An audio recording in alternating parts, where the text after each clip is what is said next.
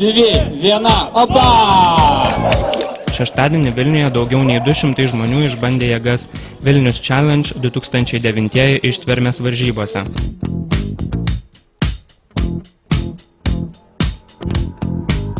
Komandos iš 2 žmonių rinkosi vieną iš trasų iki 8 arba iki 4 valandų ilgio.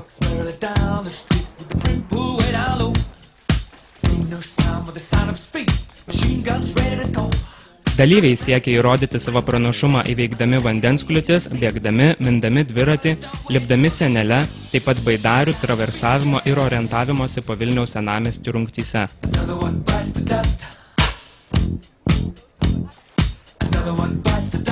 Šios pirmą kartą mieste rengiamos varžybos nenuvylė nei organizatorių, nei dalyvių, nors nesklandumų pasitaikė.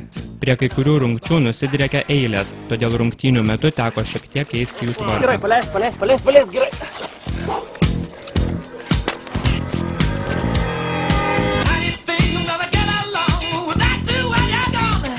Varžybose dalyvavo ir patyrę sportininkai, ir mėgėjai. Labai įdomu pabandyti, paplaukt, pabėgti, palipti, šiaip, nauja. Rungtis įveikti nebuvo lengva. Aplinkim 30 žmonių ir tada supratom, kad kažkas ne taip. Visą laiką buvom paskutiniai, po to pradėjom pirmauti. Klaida buvo, kai norėjom jaunavedžiai šampanų, norėjom numest nuo tilto, tada apsivertėm.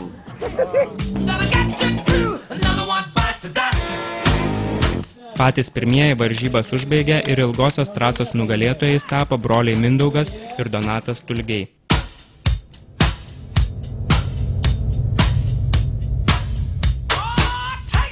Emocijų pilna, tai kol kas dar to nuovargio nesijaučia, manau, po kokią pusvalandžio pajusim tą nuovargį. Tai irgi taip dar kažkaip nesitikė, kad jau baigėsi trasa ir kad įveikėm. Sunki trasa, bet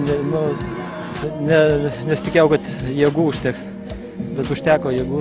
Senelę paskutinę lipau ir jau vos lipau jau.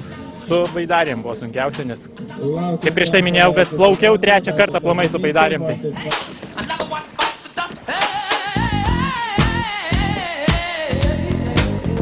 Vilnius Challenge 2009 vainikavo apdovanojimų ceremoniją ir 2 rekordiniai šuoliai su virve nuo Vilniaus Hanner Pass.